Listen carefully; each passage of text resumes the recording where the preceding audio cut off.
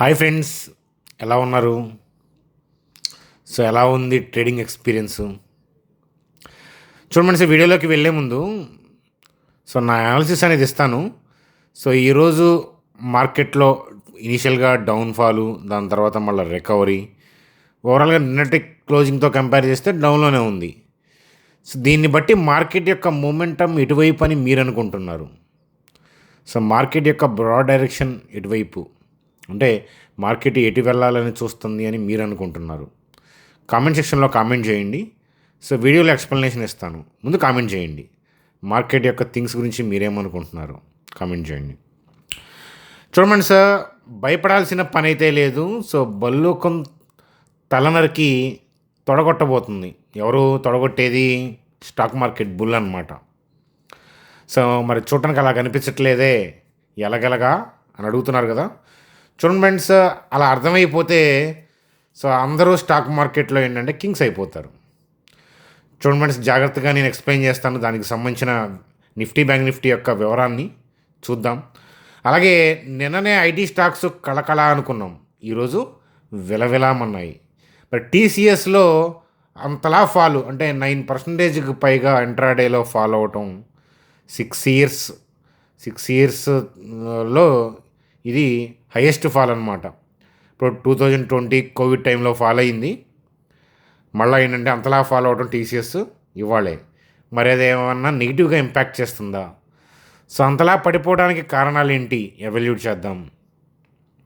చూడండి, అక్కడ మెన్షన్ చేసిన కంపెనీస్ యొక్క థింగ్స్ అనేవి, ఇన్ఫర్మేషన్, వాటికి సంబంధించిన అప్డేట్స్ చూద్దాం. అలాగే యుఎస్ ఇండియా మీద 12% అదనంగా ట్యాక్స్ వేస్తుందంట.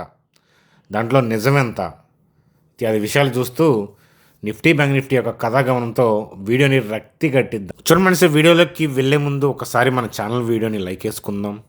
కొత్త వాళ్ళు అయితే సబ్స్క్రైబ్ చేసి బెల్ ఐకాన్ క్లిక్ చేయండి. మన ఛానల్ మీకు పనికొస్తుంది అబ్బాయి, చేయండి. చూడండి ఫ్రెండ్స్, స్క్రీన్ మీద నిఫ్టీ యొక్క మంత్లీ చార్ట్ చూస్తున్నాం.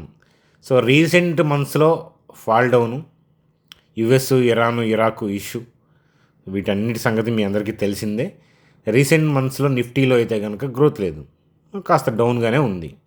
సో అలాగే వీక్లీ చార్ట్ చూసినా కూడా ఏంటంటే సో మనకి రీసెంట్ వీక్స్లో ఫాల్ డౌన్. సో అంతకుముందు కాస్త రికవరీ వచ్చినట్లే, అంటే యుద్ధం సద్దుమణుగుతుంది అనే సూచనలతో రికవరీ వచ్చింది. కానీ మళ్ళీ ఏంటంటే క్లారిటీ లేకపోవడం వల్ల పడిపోయింది అని మీకు అనిపిస్తూ ఉంది కదా. అంటే ఓవరాల్గా మంత్లీ చార్ట్లో డౌన్ సైడ్ నడిపిస్తూ ఉంది, అంటే నడుస్తూ ఉంది మార్కెట్. వీక్లీ చార్ట్లో డౌన్ సైడ్ నడుస్తూ ఉంది. కానీ మేజర్గా థింగ్స్ డైనమిక్గా ఎఫెక్ట్ అయ్యేది ఏంటంటే డైలీ చార్ట్లో. సో డైలీ చార్ట్ యొక్క వివరం అనేది మనం చూసే ముందు, దానికి సంబంధించిన లాజిక్, ఆ వివరణ చూసే ముందు మ్యాక్రో డేటా ఏంటి, ఏం జరుగుతుంది అనేది చూద్దాం.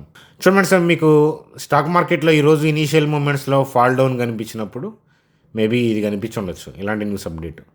US plans extra 12.5% tariff on India, 59 other countries for not enforcing forced labour ban. చూడండి, అది రిపోర్టు, అఫీషియల్ స్టేట్మెంట్ కాదు. చూడండి, ఇట్లాంటి వాటితో చాలా జాగ్రత్తగా ఉండాలి. అఫీషియల్ స్టేట్మెంట్ కాదు ఇది. సో మార్కెట్ ఫాల్ డౌన్ అయితే ఏంటంటే దానికి తగ్గట్టుగా న్యూస్ అప్డేట్స్ వస్తాయి, పెరిగితే దానికి తగ్గట్టుగా వస్తాయి. కాబట్టి ఇది అఫీషియల్ స్టేట్మెంట్ అయితే కాదు, జస్ట్ ఏంటంటే ఇది ఒక రిపోర్ట్ అంతే, స్పెక్యులేషన్ అనమాట. సోర్సెస్ నుంచి వచ్చిన ఇన్ఫర్మేషన్, ఇట్లాంటి వాటిని ఏంటంటే నేను క్లారిటీ లేకుండా ఏంటంటే వాటిని బేస్ చేసుకొని, అలాంటి బేస్లెస్ ఎలిగేషన్స్ వైపు అయితే కనుక నేను అనాలిసిస్ పాయింట్ ఆఫ్ వ్యూలో థింక్ చేయను. సరే, ఇది ఒకటి మీకు నెగిటివ్గా కనిపిస్తూ ఉంది. అలాగే సో ఇరాన్ యుఎస్ వారు అయితే నడుస్తూనే ఉంది. సో అది కొలిక్కి వస్తున్నట్లే ఉంది, అలాగే ఏంటంటే నడుస్తూనే ఉంది. కానీ యుద్ధం అంతలా ఇంపాక్ట్ చేస్తే యుఎస్ మార్కెట్లు మళ్ళీ అలా పడిపోతున్నాయా? సో యుఎస్ మార్కెట్లు ఏమో ర్యాలీ అవుతున్నాయి, గ్లోబల్ మార్కెట్స్ ఏమో బాగానే ఉన్నాయి. కాబట్టి మీకు మదిలో ఆ క్వశ్చన్ మెదలలేదా అంటే ఎందుకని మన మార్కెట్లో రికవరీ రావట్లేదు అని అంటే దానికి తగ్గట్టుగా మీకు నెగిటివ్ న్యూస్ అప్డేట్స్ ఏవి కనిపిస్తూ ఉంటాయి. కానీ డైరెక్ట్గా ఇన్వాల్వ్ అవుతున్న వాళ్ళకన్నా మన మార్కెట్ అంత నెగిటివ్గా ఇంపాక్ట్ అవుతుంది అని అంటే మనం నమ్మకూడదు. సో మన ఎకానమీ క్రూడ్ ఆయిల్ మీద డిపెండ్ అయి ఉంది, కాదని నేను అంటలేదు. కానీ అది ఇతరత్ర గ్లోబల్ మార్కెట్స్తో కంపేర్ చేస్తే మన మార్కెట్లో డీలా పడుతుంది. దానికి కారణం ఏంటి అని అంటే సో అది నేను చార్ట్లోకి వెళ్ళి చూపిస్తాను. అలాగే మనకి మ్యాక్రో డేటాలో మరొక ఇంపార్టెంట్ అంశం మనం కన్సిడర్ చేయాల్సింది ఏంటంటే డే ఆఫ్టర్ టుమారో ఏంటంటే ఆర్బీఐ మీటు. సో ఆర్బీఐ మీట్లో వచ్చే మనకి కామెంట్స్ ఏంటి, డెసిషన్స్ ఏంటి, సో వాటిని బేస్ చేసుకుని కూడా మార్కెట్ యొక్క ఫర్దర్ మూమెంట్ ఉండే అవకాశాలు ఉన్నాయి కదా. సో ఇవి మేము మ్యాక్రో డేటాలో మనకు కనిపిస్తున్న థింగ్స్ అయితే అవి. ఇవి కాకుండా మీకు ఏదైనా ఇతరత్ర పాయింట్ అనేది అనిపిస్తే కామెంట్ సెక్షన్లో కామెంట్ చేయండి, దాన్ని కూడా నేను పరిశీలించి రేపటి వీడియోలో డిస్కస్ చేద్దాం. చూడండి సార్, స్క్రీన్ మీద ఏంటంటే నిఫ్టీ యొక్క డే చార్ట్ చూస్తున్నాము. సో నిన్న లోయర్ లెవెల్ నుంచి స్ట్రాంగ్ ర్యాలీ, సో అలాగేంటంటే ఇవాళ సో స్లైట్ గ్యాప్ డౌను, దాని తర్వాత ఇనీషియల్ మూమెంట్స్లో జర సో జారిపోయింది, స్లైడ్ అయ్యింది. కానీ లోయర్ లెవెల్ నుంచి సో మళ్ళీ ఏంటంటే రికవరీ. సరే, నిన్నటి క్లోజింగ్తో కంపేర్ చేస్తే డౌన్లో ఉంది కాబట్టి దీన్ని పీపుల్ నెగిటివ్గా చూస్తూ ఉంటారు. లోయర్ లోస్ ఫామ్ అయ్యాయి, సో అలాగే ఏంటంటే రీసెంట్ హైని దాటలేకపోయింది. సో ఇట్లాంటివి ఏంటంటే ఈ ట్రెడిషనల్ లాజిక్స్ అనమాట. సో ఇనీషియల్ అంటే 10 years బిఫోర్, అంటే నేను స్టాక్ మార్కెట్ బిగినింగ్ డేస్లో ఉన్నప్పుడు నేను కూడా ఈ సపోర్ట్ అని, రెసిస్టెన్స్ అని, మూవింగ్ యావరేజ్ అని, ఇండికేటర్లని, ఇచిమోకి క్లౌడ్ అని, గ్యాన్ స్క్వేర్ అనాలిసిస్ అని చెప్పి, ఫిబోనకి రీట్రేస్మెంట్ పాయింట్స్ అని రకరకాల థింగ్స్ చూసామండి. కానీ సో సూనర్ ఏంటంటే నేను ఐడెంటిఫై చేసింది ఏంటంటే మ్యాక్రో డేటా, అలాగే ఇన్స్టిట్యూషనల్ యొక్క యాక్టివిటీ క్యాండిల్స్లో ఐడెంటిఫై చేయటం. సో ఇవి మార్కెట్ యొక్క గమనాన్ని ఈజీగా ఐడెంటిఫై చేయగలుగుతున్నాము. సో అంతేగాని స్టాటిక్గా మనం ఏదో నెంబర్స్ పెట్టుకొని కూర్చుంటే సో అలా మార్కెట్ వెళ్ళట్లేదు అనే విషయం నాకేంటంటే నా వ్యక్తిగతంగా, నా అనాలిసిస్ పాయింట్ ఆఫ్ వ్యూలో, నా టెస్టింగ్ పాయింట్ ఆఫ్ వ్యూలో, వ్యాలిడేషన్ పాయింట్ ఆఫ్ వ్యూలో నాకు అనిపించిన థింగ్స్ అనమాట. సో మీ అనుభవం ఏంటో అనేది మీరు కూడా టెస్ట్ చేసుకొని ఐడెంటిఫై చేయాలి. అంతేగాని ఒకళ్ళు చెప్పింది నమ్మితే బిలీఫ్, నేను చెప్పింది నమ్మినా కూడా బిలీఫే కదా మళ్ళా. కానీ ట్రూత్ ఏంటంటే మీరు ప్రతిదాన్ని ఏంటంటే ప్రాపర్గా టెస్ట్ చేయండి అని చెప్తాను. సో అట్లాగే ఇక్కడ మనం ఆల్రెడీ డిస్కస్ చేసుకుంటున్నాము. సో రీసెంట్గా యుద్ధ విరమణకు సంబంధించిన ఈ గ్యాప్ అప్ ఏదైతే ఉందో, సో ఆ గ్యాప్ అప్ అనేది యుద్ధ విరమణకు సంబంధించిన పాజిటివ్ న్యూస్ అప్డేట్ వల్ల ఈ గ్యాప్ అప్ వచ్చింది కదా, ఈ క్యాండిల్కి మధ్య గ్యాప్. సో మన ఛానల్ ఫాలోవర్ అయి ఉంటే కనుక మీరు, సో ఈ క్యాండిల్ దగ్గరే స్టాక్ మార్కెట్ యొక్క బోటం గురించి మాట్లాడాను. సో మార్కెట్ బోటం అయింది అని. అప్పటికి యుద్ధ విరమణకు సంబంధించిన న్యూస్ అప్డేట్స్ రాలేదు.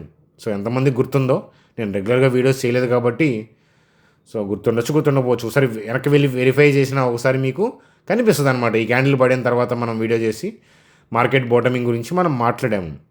సో యుద్ధ విరమణ న్యూస్ ఇక్కడ అప్డేట్ వచ్చినా కూడా సో మార్కెట్ ముందుగానే గమనించగలిగింది. ఎందుకని అని అంటే వాళ్ళకి ఏంటంటే సోర్సెస్ ఉంటాయి, అట్లాగేంటంటే ఏం జరుగుతుంది, టాక్స్ ఏంటనేది వాళ్ళు చూస్తారు, ఎటువైపు కంక్లూడ్ అయ్యే అవకాశాలు ఉంటాయి అనేది మార్కెట్ ముందుగానే ఐడెంటిఫై చేస్తుంది. కాబట్టి ఇన్స్టిట్యూషన్స్ యాక్టివిటీ అనేది ముందే జరుగుతుంది. ఈ గ్యాప్ అప్లో ఏంటంటే మనం నిద్రలేసిన తర్వాత పొద్దున్నే గుడ్ న్యూస్ ఉంది కదా, అలాగే గిఫ్ట్ నిఫ్టీ బాగుంది కదా అని చెప్పి మనం క్రియేట్ చేసే గ్యాప్స్ ఇవి. సో ఇన్స్టిట్యూషన్స్ యాక్టివిటీ లేదని నేను అంటలేదు, కానీ వాళ్ళది ఇక్కడ ఉంది, ఇక్కడ స్టార్ట్ అయింది. సరే, ఈ గ్యాప్ అప్ ఉంది కదా, సో ఈ 23,134, 22,555 కోసం వెయిట్ చేద్దామని అనుకున్నాము. సో కానీ చూడండి, నేను చాలా క్లోజ్గా డ్రా చేస్తే ఈ క్యాండిల్ యొక్క హై ఏదైతే ఉందో ఆ హైని నేను మార్క్ చేస్తున్నాను. సో ఇక్కడ కనిపిస్తుంది చూడండి, హై వాల్యూ అనేది ఎంత ఉంది, 23,153. ఇక్కడ చూడండి జాగ్రత్తగా, క్యాండిల్ మీద ప్లేస్ చేసినప్పుడు 23,153 పాయింట్ సంథింగ్ 80 పైసా ఎంత ఉంది కదా. సో ఇవాళ క్యాండిల్ యొక్క లో చూడండి, ఇక్కడ కనిపిస్తుంది చూడండి, ఇవాళ క్యాండిల్ యొక్క లో 23,151. సో అంటే 23,153 ఇది 23,151. అంటే ఏంటంటే ఆల్రెడీ సో ఈ జోన్ అయితే కనుక అఫీషియల్గా మార్కెట్ అనేది టచ్ చేసింది. అర్థమవుతుందా? సో మనం ఈ క్యాండిల్ యొక్క హై కాకుండా నేను క్లోజింగ్ తీసుకున్నాను. కానీ ఏంటంటే సో మనకి క్యాండిల్ హై టచ్ చేసింది అంటే సో ఈ గ్యాప్ ఫిల్ అయిపోయినట్లే, అంటే ఇక్కడ ఉన్న ఆర్డర్స్ని టచ్ చేసింది, ఆ డెప్త్ చూసింది. సో మళ్ళీ ఈ జోన్లోకి వస్తుందా రాదా అది మనం ప్రెడిక్ట్ చేయలేం. కానీ సో మంచి సాలిడ్గా ఇక్కడ బై ఆర్డర్స్ ఉన్నాయి అనేది చూడండి, ఈ షార్ప్ టేల్ అనేది మీకు ఇండికేట్ చేస్తుంది. సో చూడండి, మీకు ఈ గ్యాప్ ఏరియాలోకి వచ్చినప్పుడల్లా ర్యాలీ అవుతూ ఉంది మార్కెట్. చూడండి, గ్యాప్ ఏరియాలోకి వచ్చినప్పుడల్లా ర్యాలీ అవుతూ ఉంది. సో నేను చూపిస్తున్న ఏరియా ఏంటిది అంటే ఇదే. సో ఈ గ్యాప్ అప్ అయింది అని అంటే ఈ క్యాండిల్ యొక్క క్లోజింగ్ ఏరియాలో హయ్యెస్ట్ బై ఆర్డర్స్ ఉంటాయి. ఇన్స్టిట్యూషన్స్ యొక్క యాక్టివిటీ హయ్యెస్ట్ ఈ ఏరియాలో ఉంటాయి. సో అర్థమవుతుందా, దాన్నే టచ్ చేసింది వాళ్ళ. సో షార్ప్ టేల్ చూసారు కదా, షార్ప్ టేల్ జర్రని మళ్ళీ పైకి కూడా వెళ్ళింది అంతే. సో అంటే మీకు అర్థమవుతుందా, ఇక్కడ ఓట బావిలో ఓటలాగా ఏంటంటే ఇన్స్టిట్యూషన్స్ యొక్క బై యాక్టివిటీ, ఆ బయింగ్ ఆర్డర్స్ పెండింగ్ ఉన్నాయి. అర్థమవుతుందో, మీకు మళ్ళీ ఏదైనా ప్యానిక్ వల్ల మార్కెట్ మళ్ళీ ఈ జోన్లోకి వచ్చినా మళ్ళీ ఏంటంటే you are able to see the bounce back of the market. అదనమాట. అన్లెస్ అంటిల్ ఆర్బీఐ నుంచి ఏదన్నా షాకింగ్ న్యూస్ వస్తే తప్ప సో మార్కెట్ అయితే కనుక చొరకత్తి. సో ఇది ఏంటంటే సో త్వరలో ఏంటంటే ఈ 24,595ని ఛేదించి 25K వైపు పయనించే అవకాశాలు ఉన్నాయి. సో ఆర్బీఐ వల్ల ఏదన్నా అనుకొని హాట్ కామెంట్స్ చేస్తే తప్ప, నెగిటివ్ డెసిషన్స్ ఏదైనా తీసుకుంటే తప్ప, అంటే మార్కెట్ పాయింట్ ఆఫ్ వ్యూలో నెగిటివ్, వాళ్ళ పాయింట్ ఆఫ్ వ్యూలో వాళ్ళు పాజిటివ్గానే వెళ్తారు. అది మార్కెట్ సెంటిమెంట్ని ఏదైనా దెబ్బతీసేలాగా ఉంటే కనుక, రేట్ హైక్ చేయడం అట్లాంటివి ఏదైనా చేస్తే కనుక, హాట్ కామెంట్స్ అట్లాంటివి ఏదైనా చేస్తే, హాకిష్ కామెంట్స్ అట్లాంటివి చేస్తే అది మనం మళ్ళీ రివ్యూ చేసుకోవాల్సి ఉంటుంది. అలాగే ఏదైనా డైనమిక్గా ఏదైనా గ్లోబల్గా బ్యాడ్ న్యూస్ వస్తే దాన్ని కూడా మనం రివ్యూ చేసుకోవాల్సి వస్తుంది. ఇప్పుడున్న పరిస్థితులకి ఆర్బీఐ న్యూట్రల్గా ఉండే అవకాశాలు ఉంటాయి. నా ఎస్టిమేట్కి ఆ పాయింట్ ఆఫ్ వ్యూలో ఏదైనా డైనమిక్గా షాక్ ఇస్తే తప్ప సో చొరకత్తి. సో ఆల్రెడీ ఏంటంటే చిరుతప్పులు ఏంటంటే సో పరుగు మొదలెట్టింది. సో ఆ విషయం మీకు అర్థమయ్యేటప్పటికి టైం పడుతుంది. సో మన ట్రెడిషనల్ లాజిక్స్ ఎలా ఉంటాయి అంటే ఈ రీసెంట్ హైని దాటాలి, ఈ క్యాండిల్ యొక్క హై దాటాలి, ఈ రెసిస్టెన్స్ దాటాలి, ఈ 24,595 దాటి పైన క్లోజ్ అవ్వాలి, 2 రోజులు దాని మీద మార్కెట్ పడుకోవాలి, ఇట్లా ఉంటాయి. సో లేట్ అయిపోదు. చూడండి, ఈ గ్యాప్ అప్ వచ్చిన తర్వాత అందరికీ తెలిసింది. కానీ ఆ గ్యాప్ అప్ తర్వాత యుద్ధం ముగిసిపోయింది కదా అని చెప్పి చంకలు గుద్దుకొని వెళ్ళిన వాళ్ళకి పెద్ద ఉపయోగం ఏదైనా ఉందా? లేదు. కానీ ఇక్కడ ఐడెంటిఫై చేస్తే బెనిఫిట్.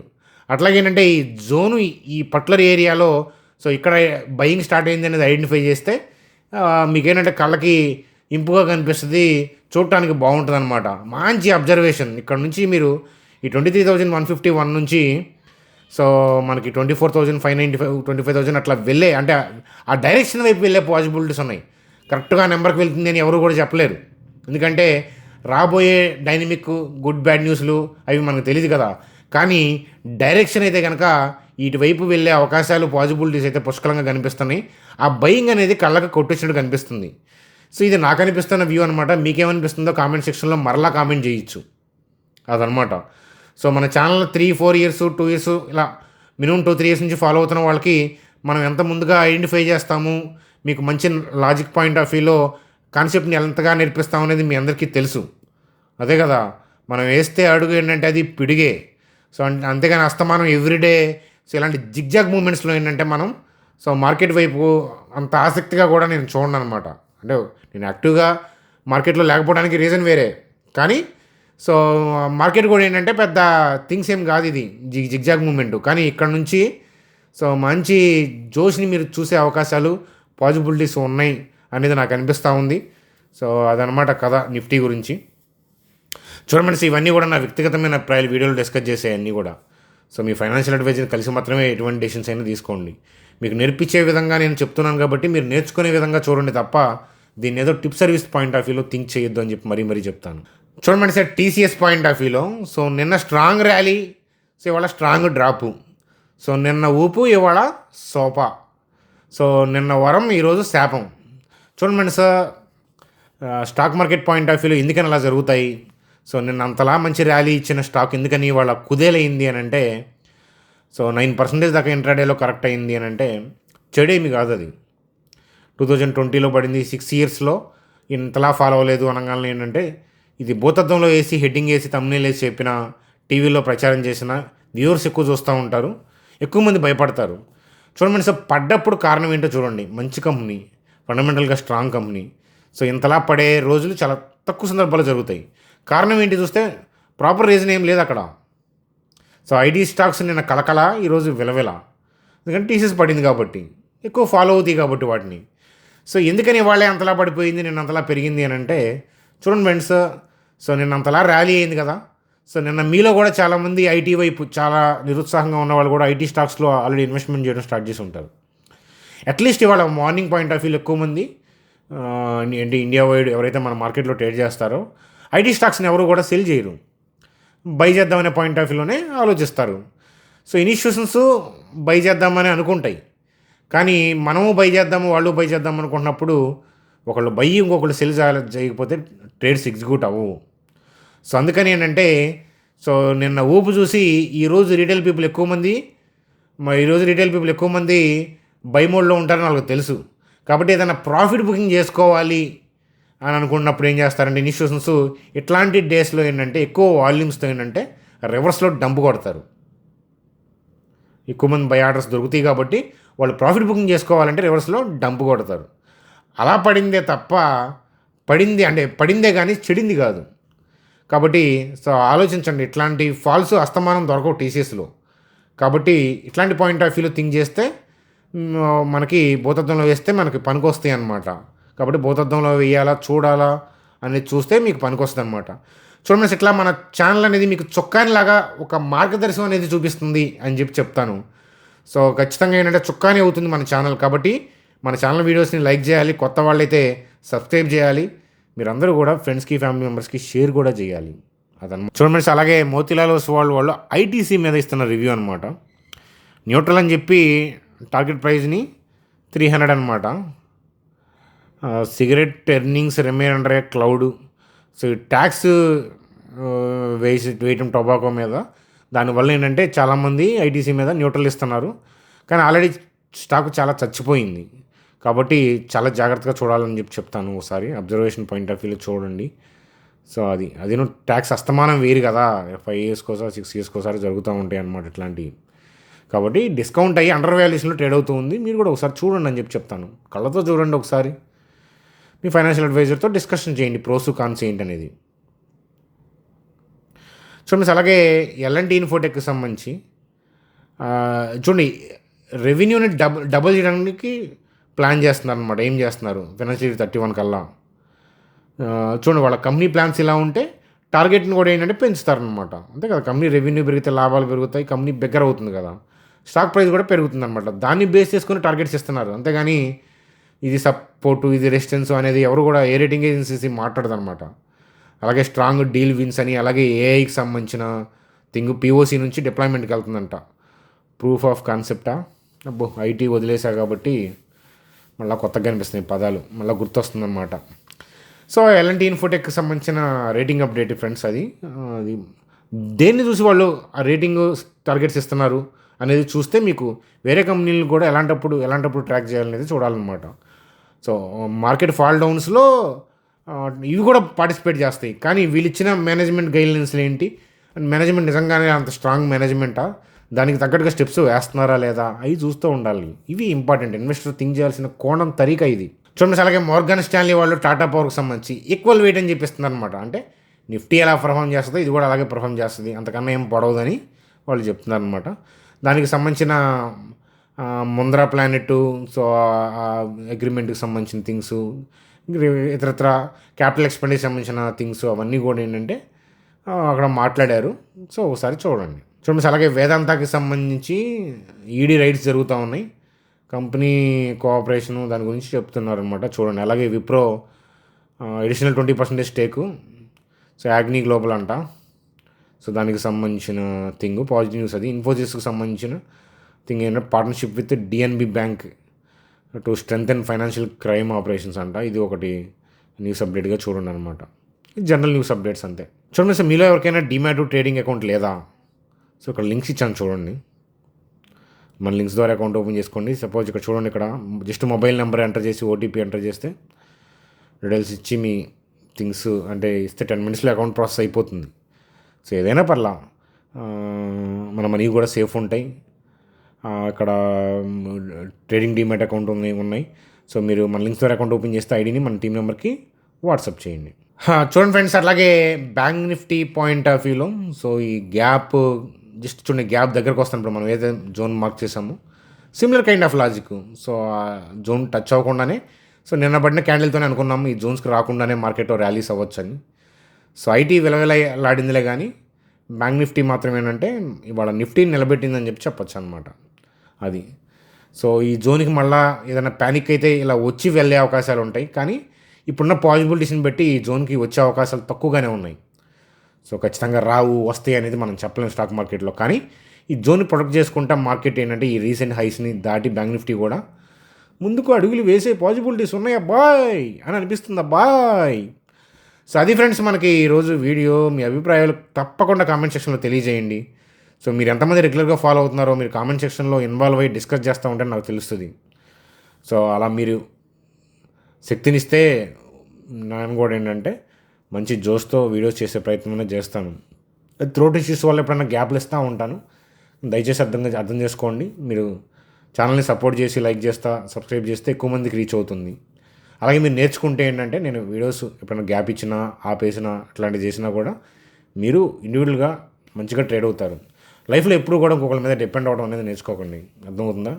సో నేను మిమ్మల్ని ఎప్పుడు కూడా ఫాలోవర్ కాదు లీడర్ని చేయాలని అనుకుంటాను. అందుకే నేర్పించే విధంగానే నేను ఇప్పుడు మాట్లాడుతూ ఉంటాను కదా.